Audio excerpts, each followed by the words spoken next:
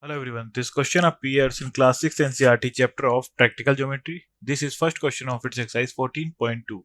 So the question says that draw a line segment of length 7.3 cm using a ruler.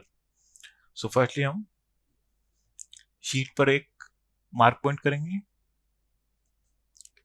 A, then ruler के point 0 को हम A पर set कर देंगे, ऐसे मैच कर देंगे यहाँ पे. देन 7.3 मान हो जाएगा 7 देन 3 हो जाएगा 7.3 मार्क कर देंगे यहाँ पे ऑन द रूलर. यहाँ हम पॉइंट मार्क कर देंगे P.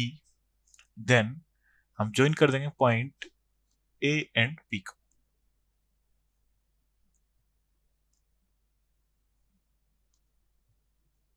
सो ये होता है हमारा लाइन सेगमेंट AB ऑफ